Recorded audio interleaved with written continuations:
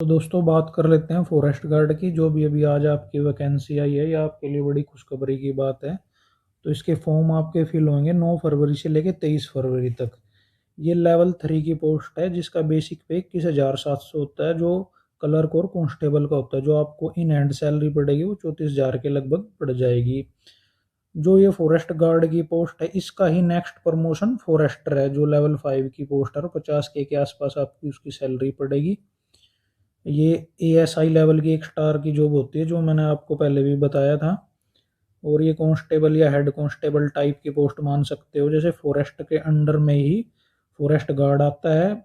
इसको जैसे फॉरेस्टर के पास तो पूरा ब्लॉक होता है, और इसके पास एक ब्लॉक में एरिया डिवाइड कर देते हैं, जैसे 3-4 फॉरेस्ट गार्ड या 2 फॉरेस्ट गार्ड, जैसी जरूरत है उसके अकॉर्डिंग। ये जो फॉरेस्ट का एरिया है उसकी देखभाल रखता है। अगर जैसे कोई पेड़ की कटाई कर देता है या उन पे ध्यान रखता है। और चालान काटने की अथॉरिटी फॉरेस्ट गार्ड के पास ही होती है। और ये आपकी 12th लेवल की पोस्ट है। किसी भी स्ट्रीम से, आर्ट कॉमर्स साइंस, आप किसी भी स्ट्रीम से हो, बस आपकी 12th होनी चाहिए।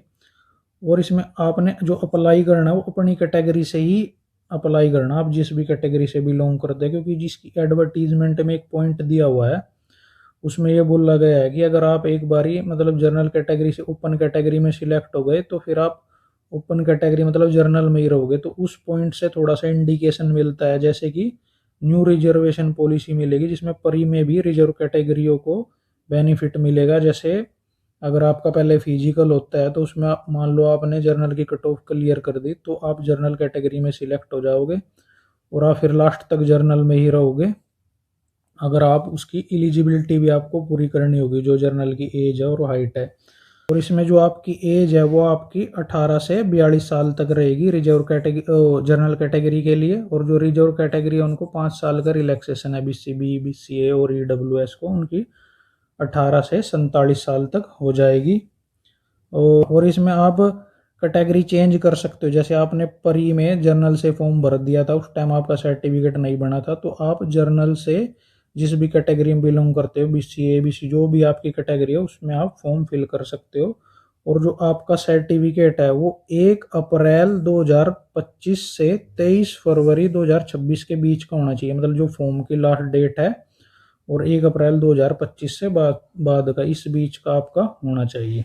तो वैकेंसी की बात कर लेते हैं। टोटल वैकेंसी 779 आई है, जिसमें जनरल की 318 है, DSC की 55, OSC की 55, BC की 102 है। BCB की बहुत ही कम पोस्ट है, 8 पोस्ट है।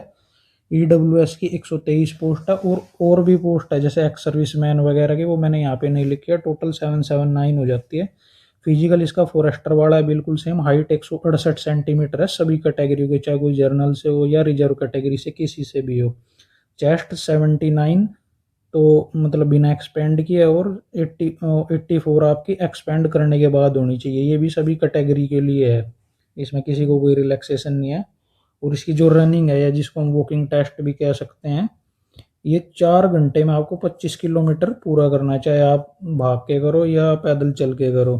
फीमेल की 155 सेंटीमीटर है सभी कैटेगरियों के लिए, किसी को हाइट में कोई रिलैक्सेशन नहीं है। और जो वॉकिंग टेस्ट है, जो रनिंग बोल सकते हैं हम इसको, ये फीमेल की 14 किलोमीटर है 4 घंटे में। और ये मेल और फीमेल की कंबाइन पोस्ट है, फीमेल की अलग से कोई पोस्ट नहीं है, सबकी एक ही मेरिट लगेगी। तो बात कर लेते हैं इसके सिलेबस की। इसका सिलेबस बिल्कुल सेम है जो पिछली बार 57 ग्रुप का था, जिसमें क्लर्क की पोस्ट थी, जो पिछले CT पे आई था 2024 में। इसमें 10% तो कंप्यूटर है, 20% में ही Haryana GK, math, reasoning, GK सभी चीज़ों को लिखा हुआ। और फिर जो 70% रह जाता है उसमें भी दोबारा रिपीट किया हुआ, math, reasoning, GK, Hindi, English. इसमें कुछ एडवांस सिलेबस का पोर्शन आता है, जैसे रूरल मार्केटिंग हो गया, इंश्योरेंस हो गया, इन्वायरमेंट हो गया, डिजास्टर मैनेजमेंट हो गया, हरियाणा इकोनॉमी हो गया, और ट्रैफिक रूल और साइन हो गया। जो ये सिलेबस है, जैसे इसके 10 क्वेश्चन आए थे पिछली बारी क्लर्क वाले पेपर में, तो मैंने इस पे अभी एक डिटेल वीडियो बनाई है। ये सिलेबस BCom के सिलेबस से कॉपी गया, जो BCom में 3rd सेमेस्टर और 6th सेमेस्टर की बुक है उनसे कॉपी गया हुआ है। वो उन बुकों का भी मैंने उस वीडियो में रेफरेंस दिया है। और क्या आप ऑनलाइन सोर्स फॉलो कर सकते हो, जैसे मैंने एक ही वीडियो से 8 क्वेश्चन ठीक किए थे रूरल मार्केटिंग के एक मैराथन देख के, मैंने इन सभी चीज़ों का मेंशन किया हुआ है कमेंट बॉक्स में। मैं इस वीडियो का लिंक पिन कर दूंगा, क्योंकि ये सिलेबस अब आपके एग्जाम में आएगा तो आपको ये करके जाना पड़ेगा।